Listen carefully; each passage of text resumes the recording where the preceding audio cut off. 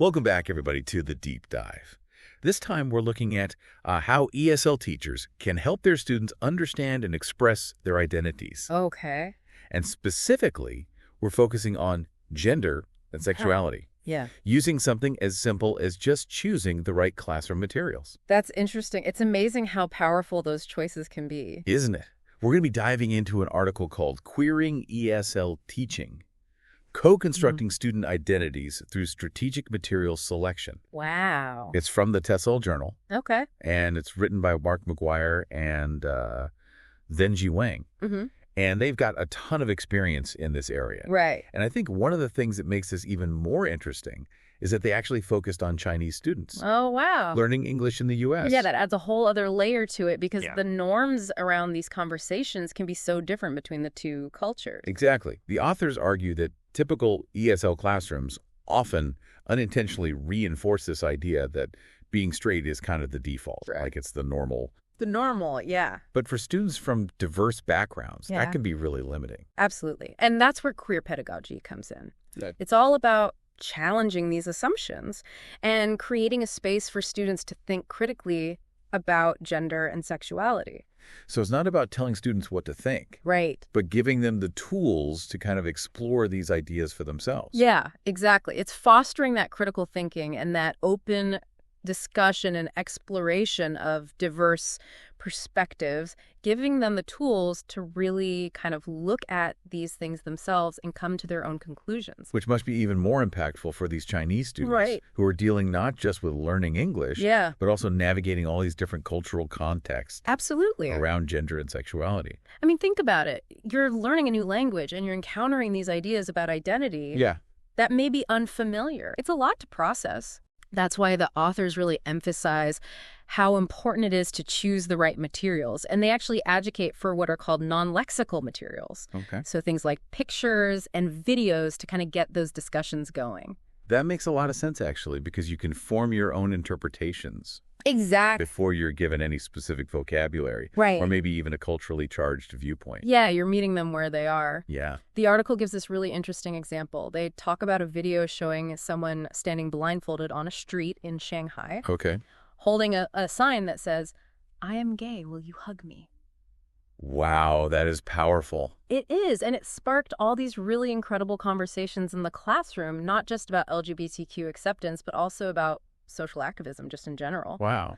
You know, it helps students connect with these issues on like a human level, regardless of where they come from or what they believe. I can imagine that really got them talking. It did. But isn't there a risk, though, of people kind of misinterpreting if you're not providing any context or vocabulary? That's a really great question, and that's where the skill of the teacher really comes in. Okay. You know, they guide that discussion, and they provide that clarification when it's needed, and they encourage the students to share their thoughts and feelings, and the goal is to make it a really safe and supportive space for exploration.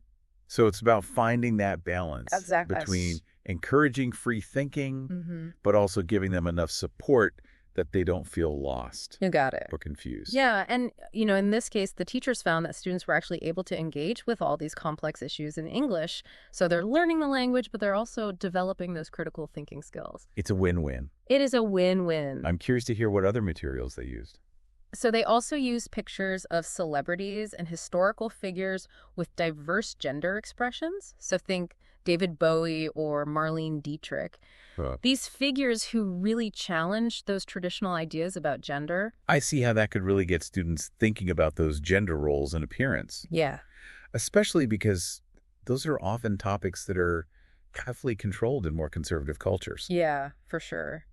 And you know, the teachers actually would ask questions like, should people be expected to dress like men and women? Or like, should women be encouraged to prioritize being beautiful? That's really interesting. It makes me wonder if having these conversations in English Yeah, as a second language right. actually felt maybe safer for some of the students, Yeah.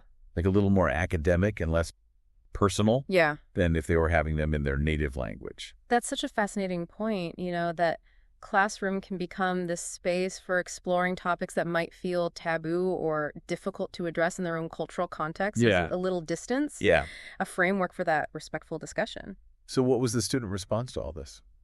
It was overwhelmingly positive. Yeah, the article shares some quotes from the students, and many of them said that they felt really empowered to share their own opinions and reflect on their own biases and stereotypes. That's great. Yeah, and a lot of them felt like it helped them understand and accept those diverse perspectives and even become more confident speaking English. Wow, so they're gaining fluency, Right. cultural understanding, Yeah. but also like a deeper understanding of themselves and acceptance of others. Totally. It shows how language learning is about so much more than just grammar and vocabulary. Yeah. It's connection and understanding and just broadening our worldviews.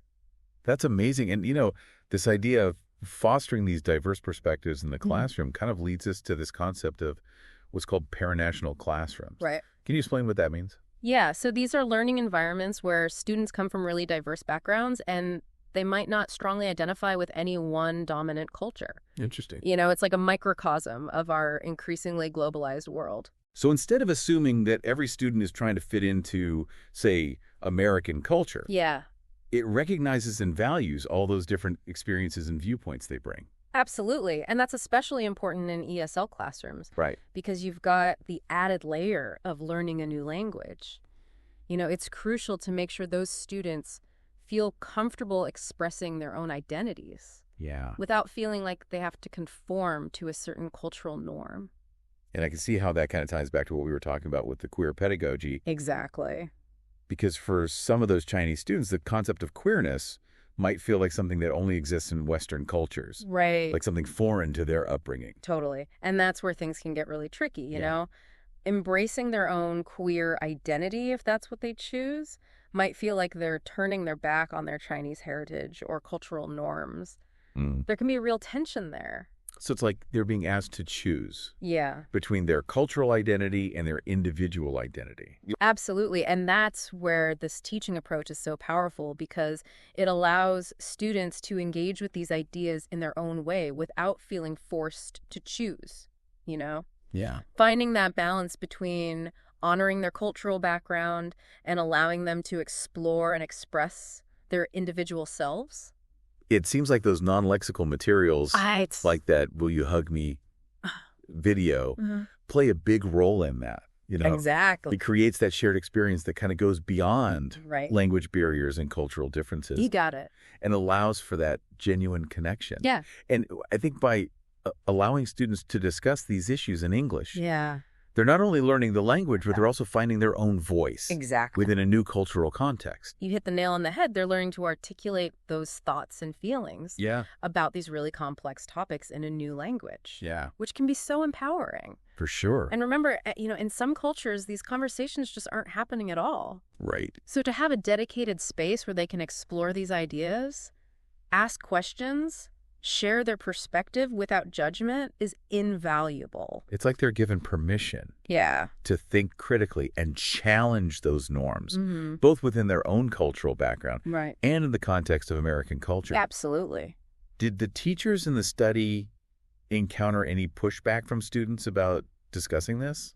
Actually, the opposite. A lot of students felt a sense of relief and validation in being able to talk about these issues openly. Wow. It was a chance for them to process things that they might not have felt comfortable discussing before.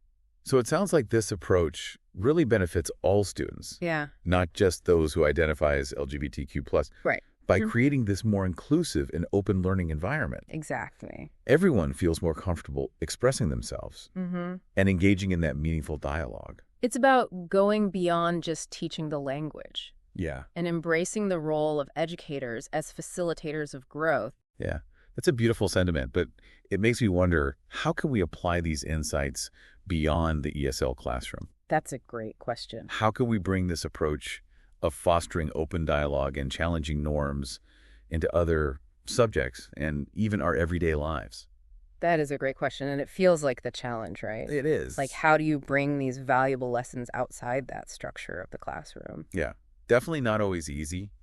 But I think the first step is recognizing that these types of conversations are important no matter what you're teaching or learning about.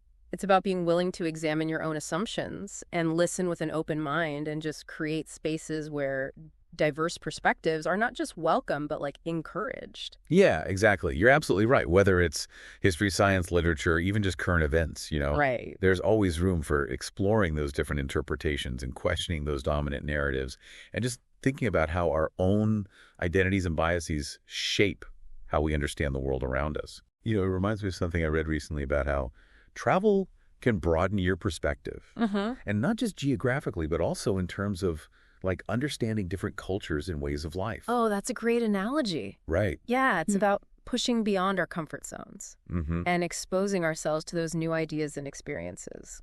And maybe that's the takeaway from this whole deep dive. Yeah. How can we all find those non-lexical materials in our own lives? Ooh, I love those images, those experiences or encounters that kind of challenge our assumptions and help us to see the world in a new light. That's so cool. Right. Yeah, we all have those moments. We do. Those things that make us pause and reconsider what we thought we knew. Exactly. It's about staying curious and asking questions. Yeah. And being open to that possibility that you might be wrong. And it's not about having all the answers. No. It's about engaging in that process of learning and growing together. I love that. So, to all of you listening out there, what are those non-lexical materials in your life? Yeah. What's made you question your own assumptions and maybe helped you to see the world a little bit differently? Right. And how can you keep cultivating that open-minded and empathetic approach in your own life? That's all for this deep dive. See you next time. For more Queer Trip podcasts, visit the Queer Triptych at www.queertriptych.weebly.com. Have a great day and don't forget to like, share, and subscribe.